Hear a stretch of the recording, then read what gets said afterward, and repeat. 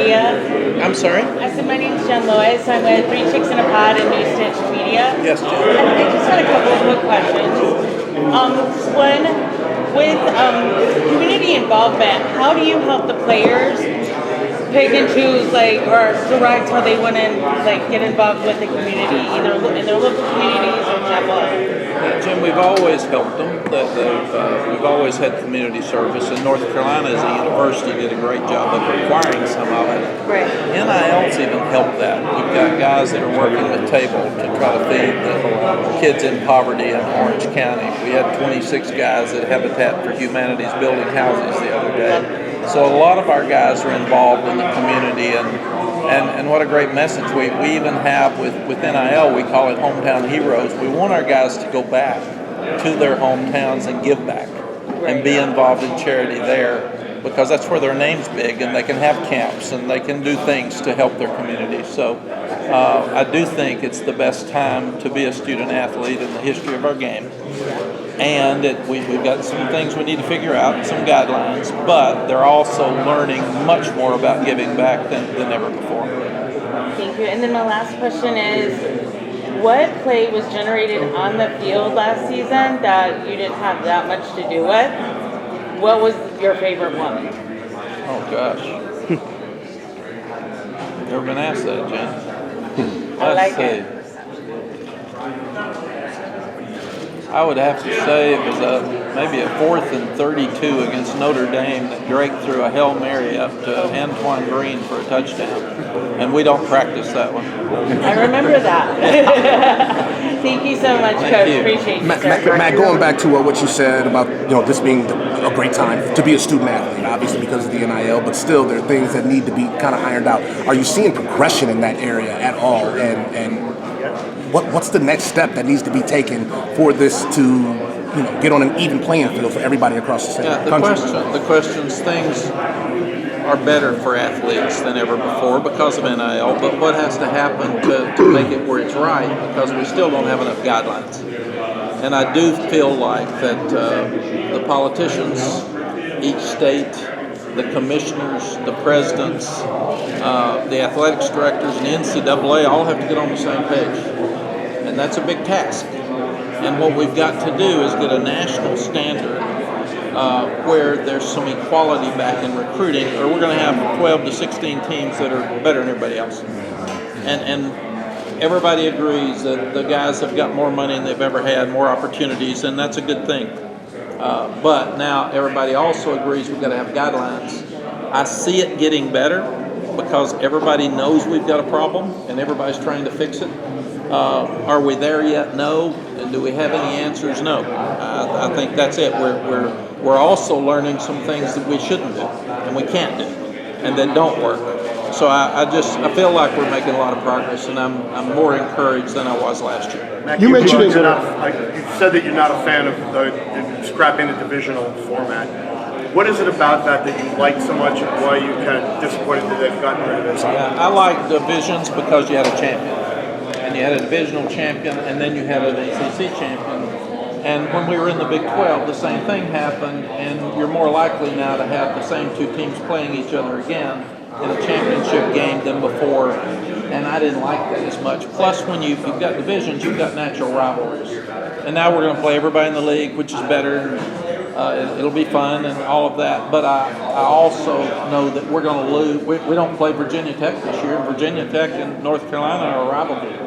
We don't play Wake Forest this year, and we've played Wake Forest every year, even though they were in the other division. We've played them as an out-of-conference game. So we're going to lose some of what we have with our rivalries, and we could have two teams play the last game of the season and then play again for the championship. Do you think that coaches in the Atlantic Division, where they had to play Clemson and Florida State every year, do you think they feel a little bit differently than that?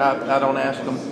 You mentioned in the other room about how your team doesn't have an issue with the NIL. There's no division in the locker room. How much does the fact that Drake has involved so many guys play a role in the fact that you don't have that NIL envy in the room? Yeah, the question is, I mentioned that our locker room hasn't had issues with NIL. Why is that? And one of the reasons is Drake May.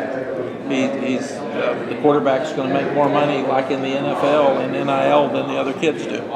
That's just the way it is, and the kids understand that. But Sam and Drake have really worked hard to get opportunities for the other kids. I look out the window the other day, and Drake's out there with all the offensive linemen doing a commercial that they wanted him to do, and he said, I'm not going to do it unless the offensive linemen do it. I see a seafood opportunity where all the receivers are getting fed. Drake's the one that set that up. So when you've got kids that get it and are about the team still and want to give back, it's got a lot better chance to work. Coach Shane Beamer, can you give me your thoughts on him and what he's done with the program in South Carolina? Yeah, Frank Beamer is a dear friend of mine. We went in the Hall of Fame together. We coached against each other, and we kind of grew up together. That I was here struggling when he was struggling at Virginia Tech, and then we both made it and hung in there for a while. So it's funny. I've watched Shane grow up. I remember a little kid hanging around when we were coaching against each other and going to all the conventions and that kind of stuff. And I'm really, really proud of Shane. He's did a tremendous job in his early years here at South Carolina. He's got so much energy and so much momentum going, and I'm proud for him. Don't want him to win his opener, but I'm still really proud of what he's done. Matt, would you be on rivalries?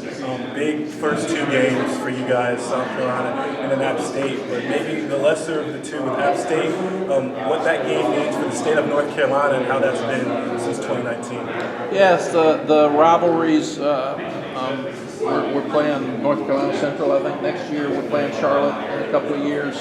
I think the philosophy for our administration has been if you're going to play out of conference schools that are definitely group of five, then try to play in your state so that money stays in your state, stays in your state system. And Sean Clark's a tremendous coach. What a game we had last year. Both defenses gave out in the fourth quarter. It was the hottest day I've ever seen in Boone, and I've been up there a whole lot.